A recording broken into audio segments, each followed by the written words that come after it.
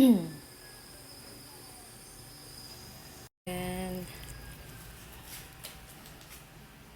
yan naman ang ating ricado, ay yung gulay. And ito patatas. At may ano na rin yung guys, may mga lamas na rin yan. Templado na yan guys. So maglalagay ako ng patis. Ay, patis na. Mali tuloy nakuha ko. Patis na. Ito. Natuyo na tuloy. Ayan. Okay lang din. Malambot na siya guys. Kaya ilalagay ko na ang patatas.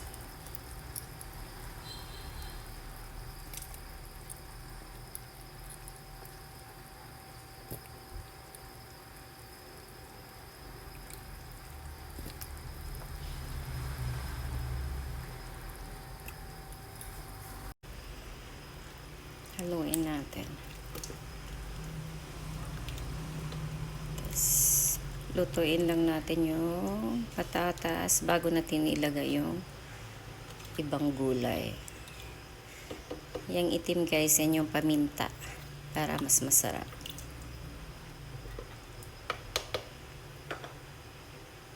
Ilalagay na natin ang ating Baguio beans at itong siling mahaba.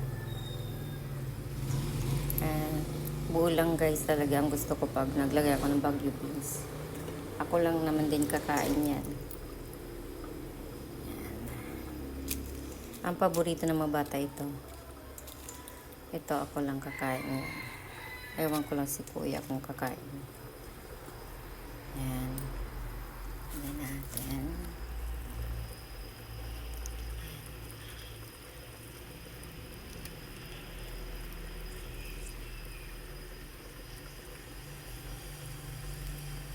Tapos takpan muna natin siya.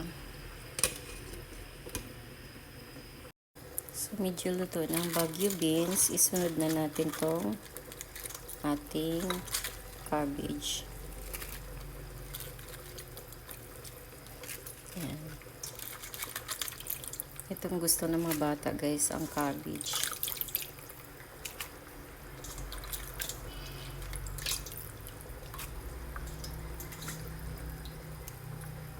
So, yan na siya guys. Hindi ko na yan